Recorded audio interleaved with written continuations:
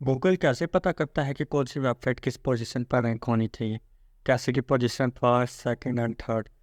क्या आपको पता है गूगल के 200 से भी ज़्यादा फैक्टर्स हैं जो कि वेबसाइट की रैंकिंग को एनालाइज करते हैं। And one of the best factor है वो है बैकलिंक्स। तो इस वीडियो में हम क्या क्या टॉपिक्स डिस्कस करने वाले हैं। फर्स्ट टॉपिक है बैकलिंक्स क्या है और वो वर्क कैसे करते हैं। सेकंड टॉपिक है इम्पोर्टेंस ऑफ बैकलिंक, हम बैकलिंक्स की इम्पोर्टेंस को जानें। थर्ड पॉइंट है how to check the relevancy of backlinks, हम बैकलिंक्स की रेलेवेंसी कैसे पता करें कि वो वर्क कर भी रहे हैं या नहीं। And fourth point is why backlinks are not important, topic पर डिस्कस करेंगे कि बैकलिंक्स इम्पोर्टेंट क्यों नहीं है।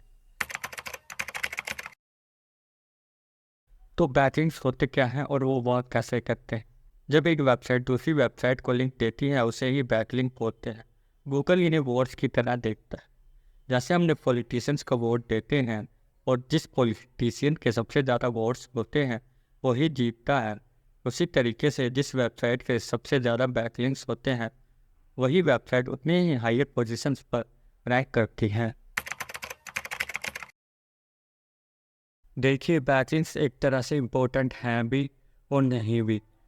बैकलिंकों की केस स्टडी के अकॉर्डिंग जिस वेबसाइट के जितने ज़्यादा बैकलिंक्स होंगे उस वेबसाइट के 3.8x मोर चांसेस हैं कि वो और हायर पोजीशंस पर रैंक करे। बैकलिंक से हमें ये भी पता चल रहा है कि हमारी वेबसाइट की अथॉरिटी कितनी है और हमारी वेबसाइट पर कितनी अलग अलग वेबसाइट से लिंक आ रहा है।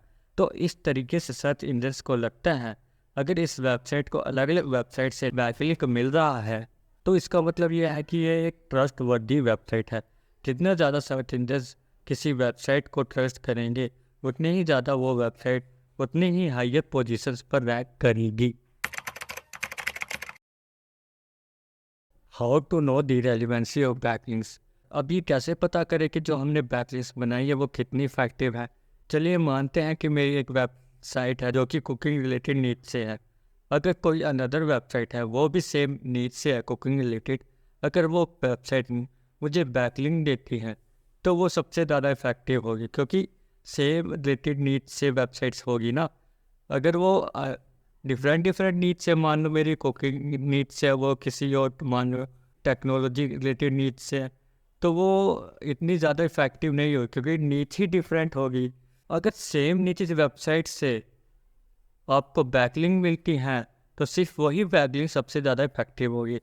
अगर हमने किसी और नीच की वेबसाइट से बैकलिंक मिली है तो वो इतनी ज़्यादा इफेक्टिव नहीं होगी।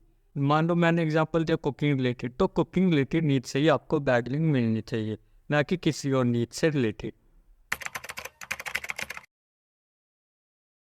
Y backlinks are not important, अगर हम अपनी वेबसाइट को हद से ज़्यादा बैकलिंक दे रहे हैं तो सर्च इंजन ये समझेगा कि ये वेबसाइट तो स्पैम कर रही है, जिससे कि हमारी वेबसाइट की रैंकिंग भी डाउन हो सकती है। तो क्वालिटी बैकलिंक्स बनाने पर ध्यान दीजिए, ना कि क्वांटिटी बैकलिंक्स। एक क्वालिटी बैकलिंक्स 1000 क्वांटिटी बैकलिंक्स पर भारी पड़ सकती है। जब आपको एक अच्छी और ट्रस्टवर्दी वेबसाइट से बैकलिंक मिलती है, भले ही आप 1000 बैकलिंक बना लो, वो एक बैकलिंक हज़ारों बैकलिंक से भी ज़्यादा इफेक्टिव होगी। तो एक चीज़ पर ध्यान देना है, क्वालिटी बैकलिंक्स। भले ही आप महीने में 10 बैकलिंक बनाओ लेकिन क्वालिटी बैकलिंक्स बनाओ, जिससे कि हमारी वेबसाइट ट्रस्टवर्दी हो और हायर पोजीशंस पर रैंक करे। बैकलिंक्स का सही यूज़ करके ही आप अपनी वेबसाइट की रैंकिंग्स को इम्प्रूव कर सकते हैं। अदरवाइज आपकी वेबसाइट में काउंट की जाएगी, फिर सर्च इंजन्स आपकी वेबसाइट की रैंकिंग को डाउन कर सकते हैं। तो इस वीडियो की लास्ट में मैं यही कहना चाहूँगा कि बैकलिंक्स इंपॉर्टेंट है लेकिन क्वालिटी बैकलिंक्स पर ध्यान दीजिए, ना कि क्वांटिटी में। ये नहीं कि मतलब क्वांटिटी में ही बैकलिंक्स बनाते गए सर्च इंजन्स आपकी वेबसाइट की पोजीशन डी रैंक कर सकते हैं। तो क्वालिटी बैकलिंक्स ही बनाइए।